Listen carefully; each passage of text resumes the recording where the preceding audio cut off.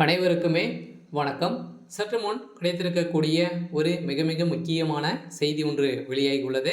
சற்று முன் திமுக ஆட்சிக்கு 24 மணி நேரத்தில் கெடு, ஆட்சி கலைகிறது, இது மாதிரி செய்திகள் வெளியாயிருக்கு. ஸோ தமிழகத்தில் ஏற்கனவே பார்த்தீங்கன்னா ஆட்சி கலைய போகுது அப்படின்ற மாதிரி பரபரப்பாக பேசப்பட்ட ஒரு நிலையில் தான் பார்த்தீங்கன்னா இப்போ சென்னையில் ஒரு மிகப்பெரிய ஒரு செய்தியாக தான் வெளியாக இருக்குது. இதனால் திமுகவுடைய தலைமையகத்துக்கு ஒரு மிகப்பெரிய இடியாக தான் விழுந்திருக்கு. திமுகவுடைய ஆட்சிக்கு பார்த்தீங்கன்னா இப்போ எதிர்ப்புகள் ஸோ நிறைய ஒரு திமுக அரசு மீது புகார்கள் வந்திருக்கும் நிலையில் தான் இப்போ சட்ட ஒழுங்கை மீறி திமுகவுடைய ஆட்சி நடந்துகிட்டு இருக்குது. அவங்களுடைய சொந்த விஷயத்துக்காக மட்டுமே பார்த்தீங்கன்னா அவங்க செயல்பட்டு வராங்க. ஸோ நிறைய ஊழல் கொலைகள் நடந்துட்டு வரும் நிலையில் தான் இப்போ திமுகவுடைய அரசு மீது பார்த்தீங்கன்னா கடும் கண்டனங்கள் உச்சநீதிமன்றமே வச்சிருக்கக்கூடிய நிலையில் தான் இப்போ ஆளுநர் ஆர்.என். ரவி அவர்கள் இடையே ஏற்கனவே திமுகவுக்கும் ஆளுநர் ஆர்.என். ரவி அவர்களுக்கும் இடையே நிறைய பிரச்சனைகள் இருந்துட்டு வரும் நிலையில் இந்த பிரச்சனையின் காரணமாக இப்போ திமுகவுடைய ஆட்சிக்கு ஒரு கேள்விக்குறியாக மாறி இருக்கு.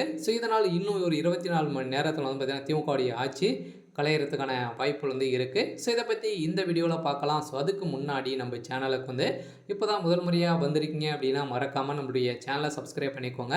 ஸோ வாங்க வீடியோக்குள்ளே போகலாம். ஸோ திமுகவுடைய ஆட்சிக்கு இப்போ பார்த்திங்கன்னா கொடும் கண்டனங்கள் தெரிவித்துட்டு வராங்க இல்லையா. ஸோ அண்ணா பல்கலைக்கழகத்தில் நடந்த சம்பவத்தினால இப்போ வருகின்ற சட்டமன்ற தேர்தலிலே பார்த்திங்கன்னா திமுக ஆட்சிக்கு வருமா அப்படின்றது தான் ஒரு கேள்விக்குறியாக இருக்குது. இதனால் தான் இப்போ திமுகவுடைய ஆட்சி மீது பார்த்திங்கன்னா நிறைய புகார்கள் புகார் கடிதங்கள் ஆளுநர் ஆர்.என். ரவி அவர்கிட்ட போயிருக்கும் நிலையில் இப்போ திமுகவுடைய ஆட்சி நிலைக்கிறதுக்கான வாய்ப்புகள் இருக்கு இல்லை. ஸோ அதனால் திமுகவுடைய ஆட்சி சட்ட ஒழுங்கை மீறி நடந்துட்டு இருக்கு. பெண்களுக்கும் மகளிருக்கும் எந்த ஒரு பாதுகாப்பும் செய்து தராத அரசுக்கு நடத்தக்கூடிய தகுதியே இல்லை அப்படின்ற மாதிரி தான் எதிர்கட்சிகளும் அண்ணாமலை அவர்களும் பார்த்தீங்கன்னா குற்றச்சாட்டி வந்திருக்கும் நிலையில் பார்த்தீங்கன்னா இப்போ திமுகவுடைய தலைமைக்குமே டெல்லி மேலிடமே பார்த்தீங்கன்னா இப்போ அதிரடியாக களத்தில் இறங்கி திமுகவுடைய ஆட்சிக்கு ஒழு வைக்கக்கூடிய சம்பவம் தான் இப்போ அண்ணா பல்கலைக்கழகத்தில் நடந்திருக்கு. ஸோ இதில் பார்த்தீங்கன்னா ஏற்கனவே ரகுபதி அவர்கள் பேசியிருந்த நிலையில் அவர் திமுகவுடைய நிர்வாகியே இல்லை அப்படின்ற மாதிரி கடும் கண்டனங்கள் தெரிவித்திருந்தார்.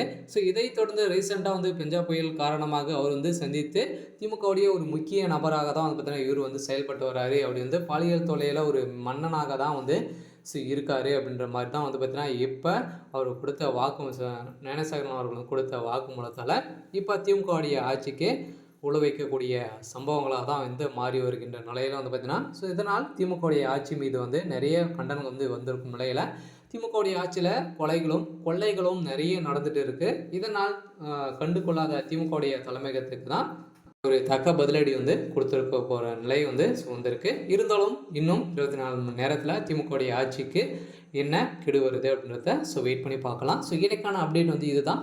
மறக்காமல் நம்மளுடைய சேனலை சப்ஸ்கிரைப் பண்ணிக்கோங்க. தேங்க்யூ.